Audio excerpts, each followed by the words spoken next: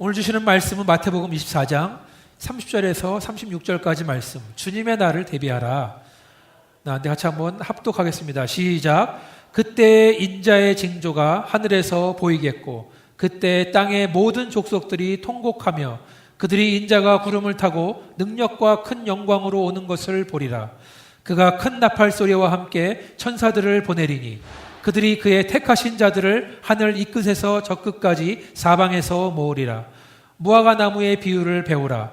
그 가지가 연하여지고 잎사귀를 내면 여름이 가까운 줄을 아나니 이와 같이 너희도 이 일들을 보거든 인자가 가까이 곧 문 앞에 이룬 줄 알라. 내가 진실로 너희에게 말하노니 이 세대가 지나가기 전에 이 일이 다 일어나리라. 천지는 없어지언정 내 말은 없어지지 아니하리라. 그러나 그 날과 그때는 아무도 모르나니 하늘의 천사들도 아들도 모르고 오직 아버지만 아시느니라. 아멘. 지난주에 이어서 오늘의 말씀도 세상의 마지막 때, 예수님의 재림의 때, 다른 말로 예수님이 다시 오시는 때에 대한 말씀입니다. 오늘 12월 2일입니다. 2018년도가 엊그제 시작한 것 같은데 벌써 마지막 달에 접어들었습니다. 시간이 참 빠르죠. 연초에는 우리가 여러 가지 계획을 세우고 새로운 각오를 가지고 한 해를 시작했는데, 그렇지만 작심삼일이라 그래서 새로운 각오는 시간이 지나면 점점 약해지고 잊혀지고 해서 지난 1년을 돌아볼 때 후회하는 부분도 있고 또 부끄러운 부분도 있는 줄 생각됩니다. 어떤 사람은 아예 계획을 안 세우더라고요. 그건 더 안 좋은 것 같아요. 계획을 세워야지 그래도. 그렇죠? 그러나 지나온 과거보다 더 중요한 것은 마지막을 잘 마무리하는 것인 줄 믿습니다. 시작과 처음은 기대보다 별로였더라도, 그 중간도 별로였더라도 마지막을 잘 끝내시기를 바랍니다. 성실하게 믿음의 경주를 마치기를 바랍니다.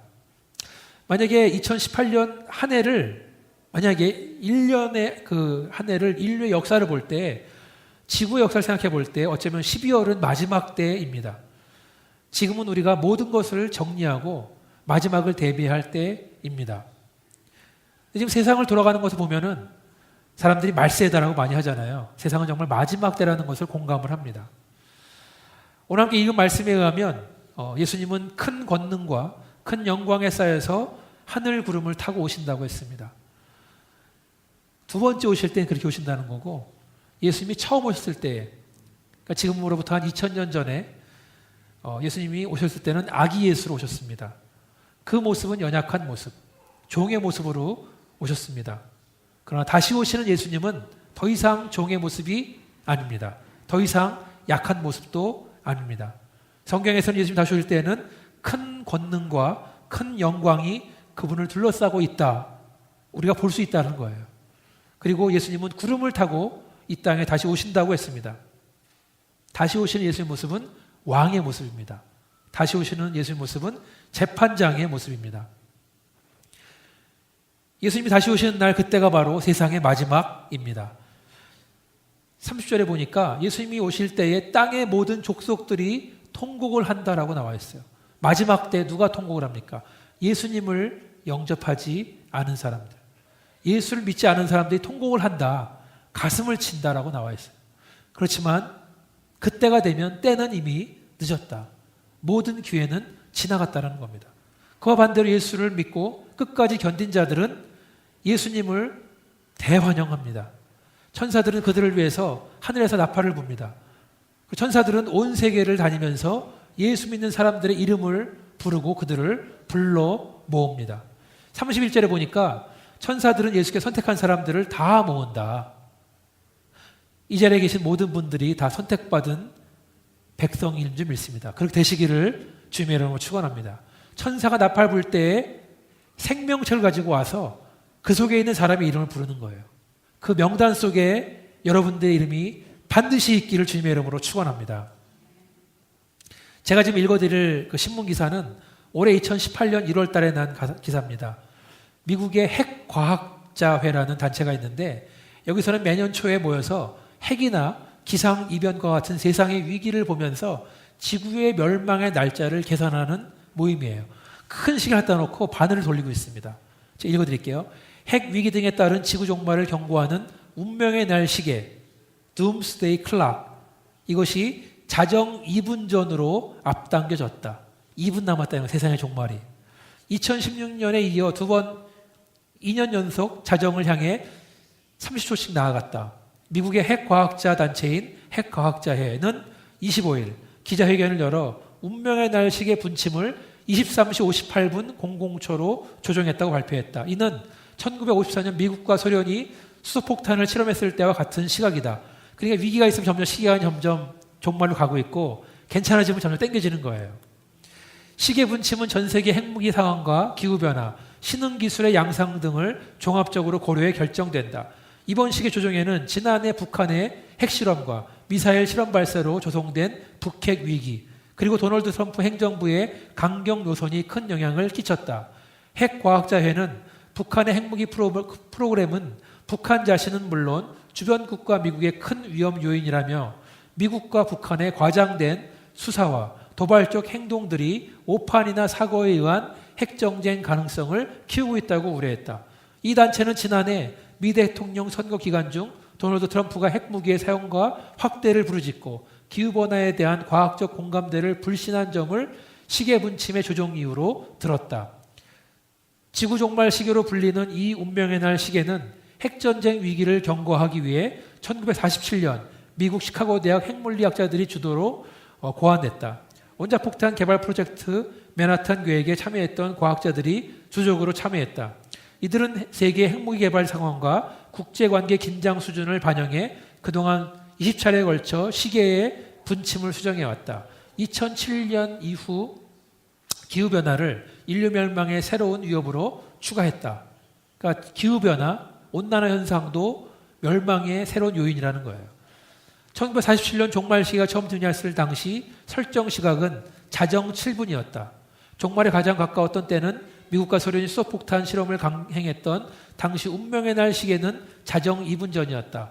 종말 시계가 가장 늦춰진 때는 냉전이 끝난 직후인 1991년이었다. 당시 분침은 자정 17분 전으로 후퇴했다. 그 시계를 보면서 종말이 가까우고 있다. 세상을 보니까 라는 거죠. 아마 2018년 1월이니까 올 초에 이 시계를 정했으니까 저는 과연 2019년 1월 달에는 이 사람들이 종말 시계를 어디다 결정할지가 참 궁금한 거예요. 북핵이 좀 나아진 것 같기도 하고, 그러나 기후변화는 점점 더 안 좋아지는 것 같기도 하고, 성경만이 아닌 세상에 돌아가는 것을 우리가 볼 때 잘 바라봐도 마지막 때는 얼마 남지 않았다는 것을 알 수 있습니다. 우리가 함께 읽은 본문은 짧았지만 오늘 설교의 내용은 마태복음 24장 끝까지를 포함하고 있습니다. 그러니까 여러분 주보에 나와 있는 말씀 혹은 마태복음 24장을 펼친 다음에 같이 설교에 동참해 주시면 좋을 것 같습니다. 자, 예수님은 먼저 무화과나무를 자세히 보시면서 마지막 때가 가까운 것을 안다고 했습니다.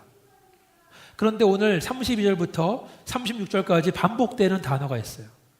자, 성경에서 반복되는 단어는 어떤 단어다? 중요한 단어다.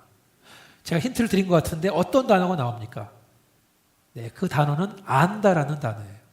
32절을 보시니까 여름이 가까운 줄을 안다. 33절을 보니까 인자가 문 앞에 이른 줄 알라. 36절을 보니까 아무도 모른다. 모른다는 말은 안다와 관계된 말이잖아요. 영어 성경 보니까 no one knows. 그렇죠? 36절을 보니까 오직 아버지만 안다. 안다란 말이 지금 4번 나오고 있습니다. 성경 우리한테 알아야 된다라고 말하고 있는 거예요.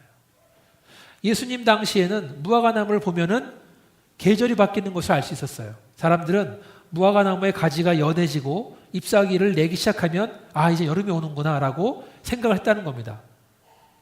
이 일은 무화과나무를 아는 사람이면 누구든지 예측할 수 있는 것입니다. 마찬가지로 세상이 종말로 향해 가고 있다는 것은 일반 사람들도 알 수 있다. 마치 기독교 단체도 아닌 핵과학자회에서 종말 시계를 놓고 2분 전으로 정했다는 것은 이제 종말 가까운다는 걸 안다는 거예요. 예수님께서 우리에게 알라고 말하는 것은 누구든지 알 수 있다는 말입니다. 그리고 종말의 징조가 오면 이제 곧 예수님께서 다시 오실 것이라는 것을 성경은 말하고 있습니다. 33절에 보니까 예수님이 이제 문 앞에까지 이르렀다라고 말씀하고 있어요. 지금 읽은 본문에 안다라는 단어가 4번 나온다고 말씀드렸는데 아는 것에도 차이가 있다. 무화과 나무를 보면서 계절이 바뀌는 것을 아는 것은 누구든지 알 수 있다는 말이에요. 관심만 있으면. 그런데 이런 일들, 즉 마지막 때의 징조를 보면서 예수께서 다시 오신다는 날이 가까웠다는 것은 오직 믿는 사람들만 안다는 것입니다. 그리고 마지막 그날, 그때 정확한 시간, 그것은 아무도 모른다. 천사도 모른다. 오직 하나님 아버지만 아신다 그랬습니다. 그러니까 다 안다고 다 아는 게 아니에요. 그리고 우리는 모든 것을 다 알 수 없습니다. 그렇지만 마지막 때가 언제라는 것을 아는 것은 성도한테 중요한 일인 줄 믿습니다. 우리는 마지막 때를 분별할 줄 알아야 됩니다. 마냥 넉넉히 있을 수가 없어요. 마지막 때를 대비해야 된다. 끝까지 견뎌야 되는 줄 믿습니다. 마지막 때를 안다는 것은 다른 말로 해서 성경을 제대로 알아야 된다는 말이에요. 성경은 마지막 때에 대해서 어떻게 말하고 있는지를 알아야 우리가 흔들리지 않습니다. 유혹받지 않습니다. 말씀의 반석 위에 온전히 서 있어야 세상의 유혹, 세상의 풍조, 세상의 사상에 대해서 흔들리지 않는다. 세상은 마치 종말은 없다. 하나님은 없다. 끝은 없다. 심판 없다라고 말하고 있는 거예요.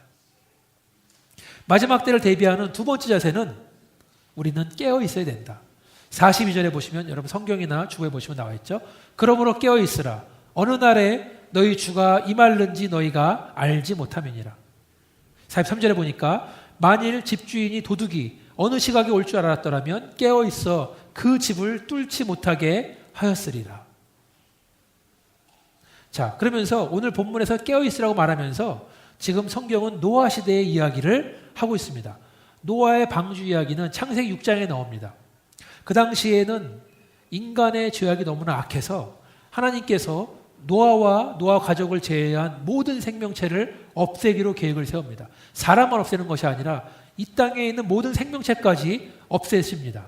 그래서 하나님은 40일 동안 비가 내리게 하심으로 온 지면을 물로 덮으실 계획을 세웁니다. 노아에게 피할 길을 주시는데 그게 뭐였죠? 노아에게 산꼭대기에 올라가서 배를 만들어라. 자, 노아가 몇 년 동안 배를 만들었을까요? 퀴즈.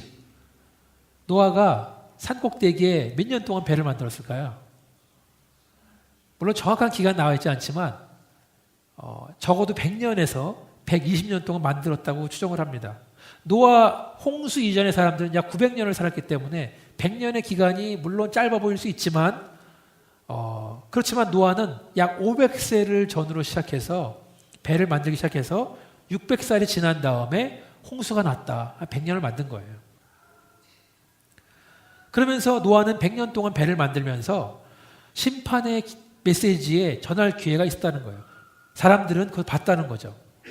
100년 동안 사람들에게 살 수 있는 기회를 줬다. 자, 아마 사람들은 물어봤을 거예요. 노아한테 당신은 지금 무엇을 만드는 겁니까? 왜 산꼭대기에 배를 만드는 겁니까? 하나님이 비를 내려서 심판한다고요? 우리가 물에 빠져 죽으려면 비가 엄청 많이 와야 될 것 같은데 라고 사람들은 노아를 비웃기도 하고 하나님을 비웃을 것입니다.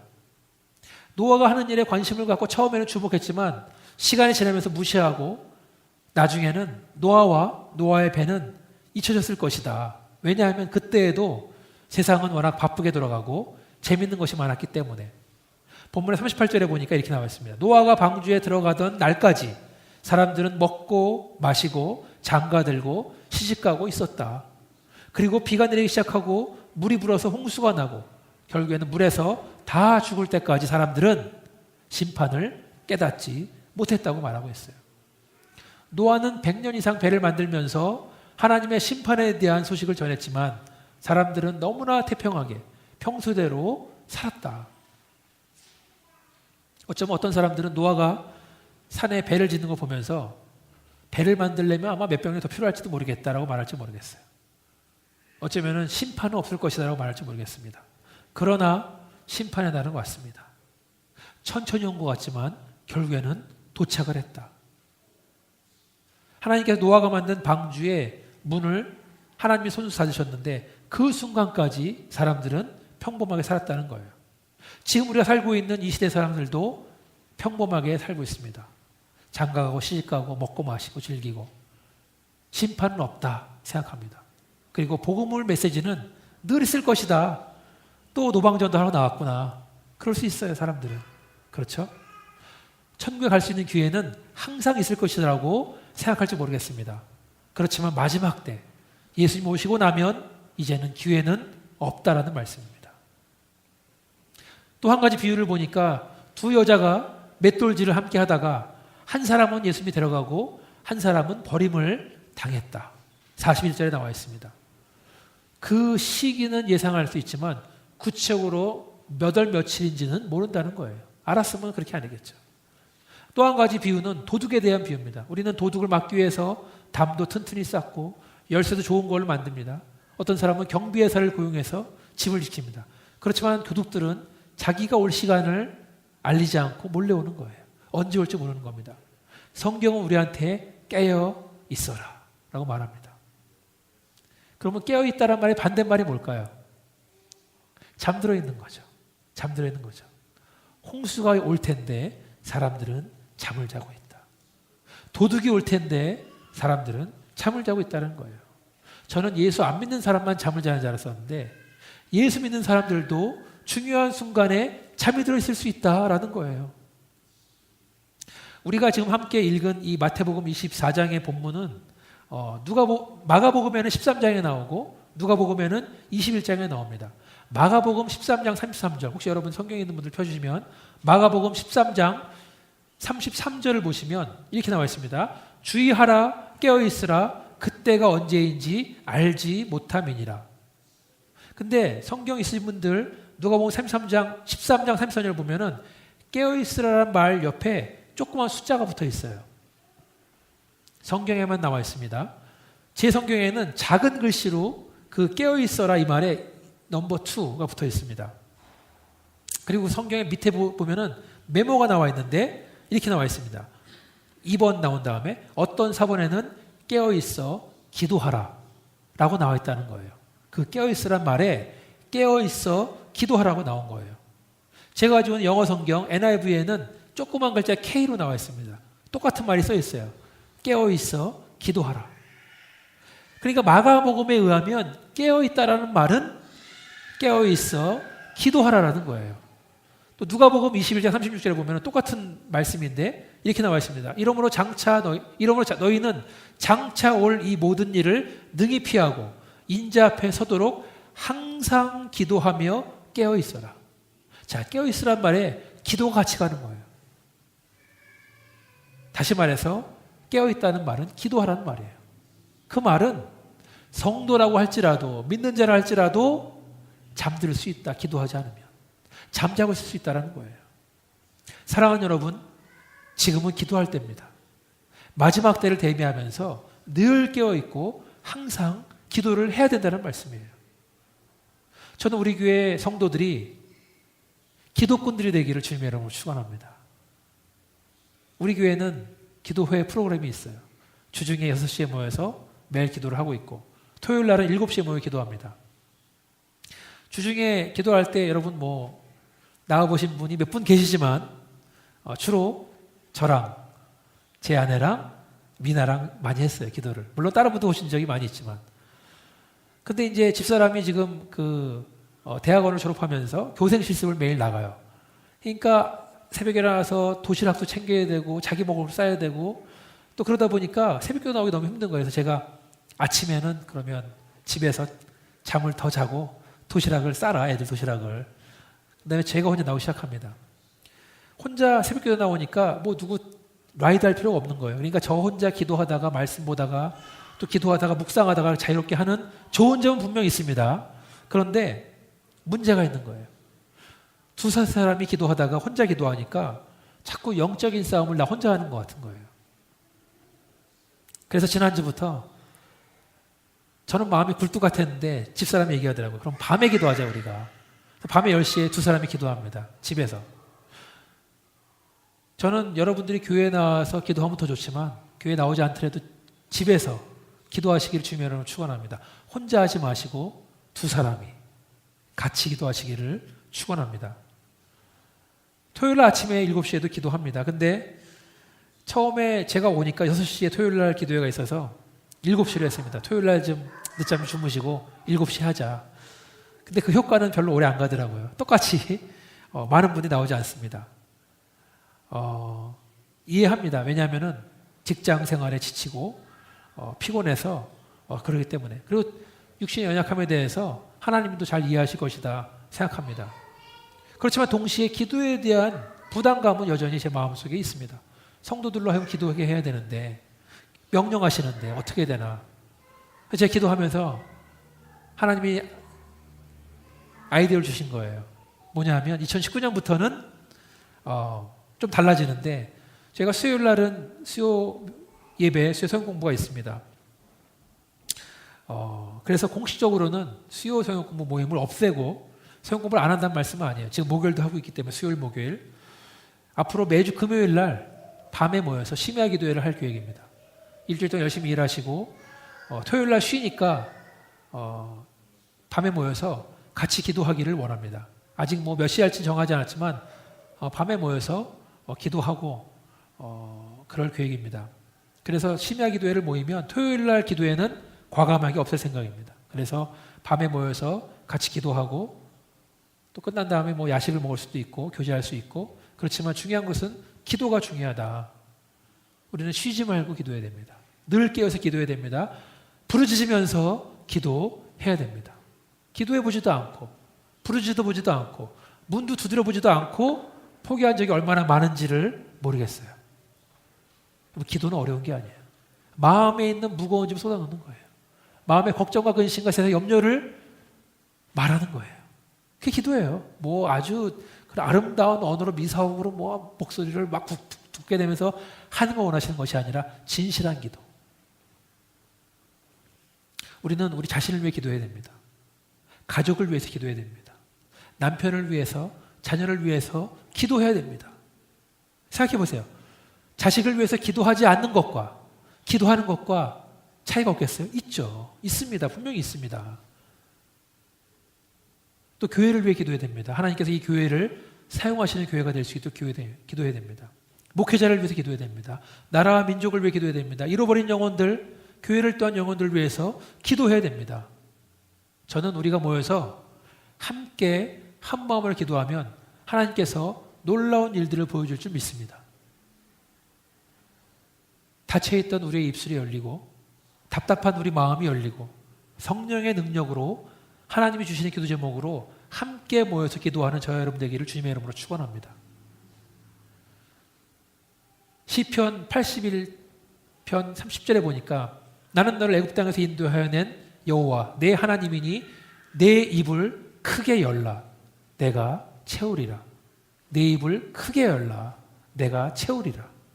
입을 열라는 거예요. 2019년도 새로운 각오하시길 바라겠습니다.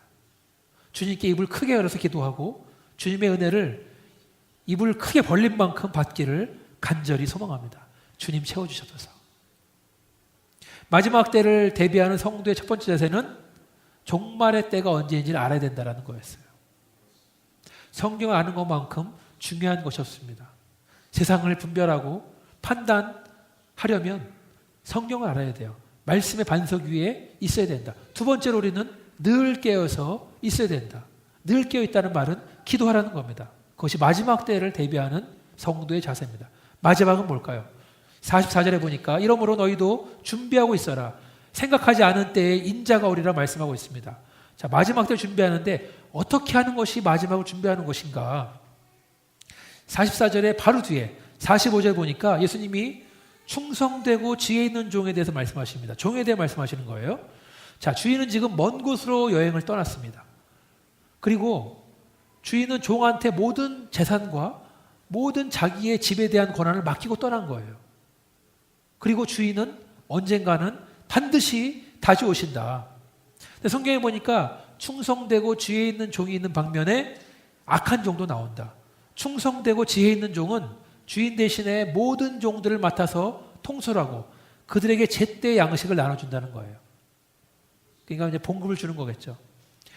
여기서 말하는 충성되고 지혜 있는 종은 아주 낮은 직급의 종이 아닌 것 같습니다. 마치 요셉처럼 종이지만 큰 일을 맡은 종이다.